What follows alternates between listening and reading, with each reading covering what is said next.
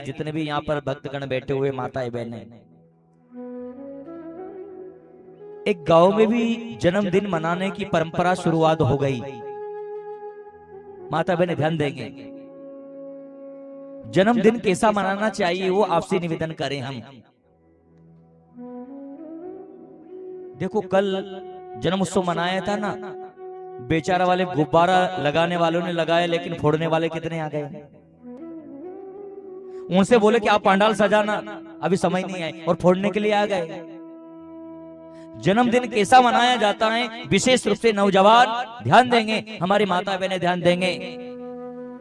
जन्मदिन मनाते हो आप, मोमबत्ती जलाया जाता है, गुब्बारा लगाया जाता है, केक मंगाया जाता है ना।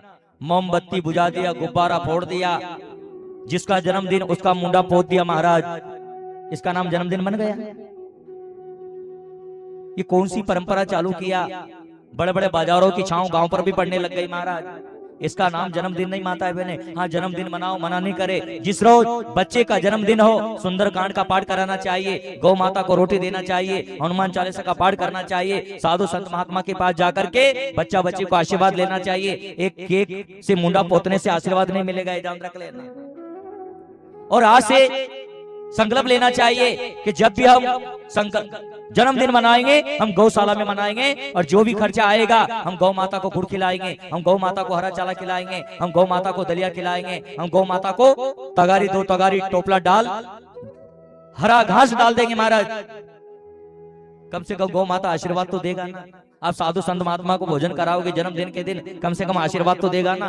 केक काटने से, केक मुंडा पोंछने से, आपका पोतने से आपका जन्म उत्सव तो सफल नहीं होगा। और क्यों जन्मदिन मनाए आप?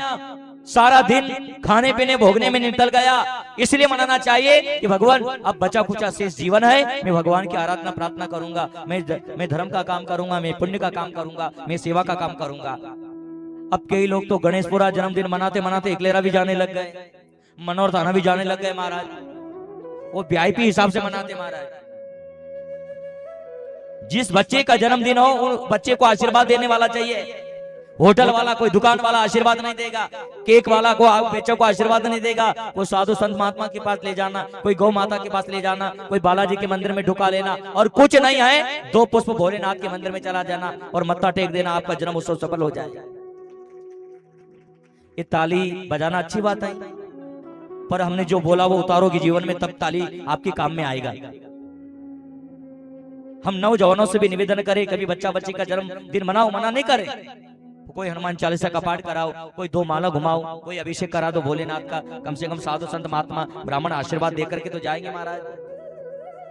ये कौन सी परंपरा है? इसको बदलने का आप प्रयास करना चाहिए। और ऐसा उत्सव मन रहा है, कोई अन्न दान कर रहा है, कोई वस्त्र दान कर रहा है, कोई सोना दान कर रहे हैं, कोई गौ दान कर रहे हैं, और उधर से है ना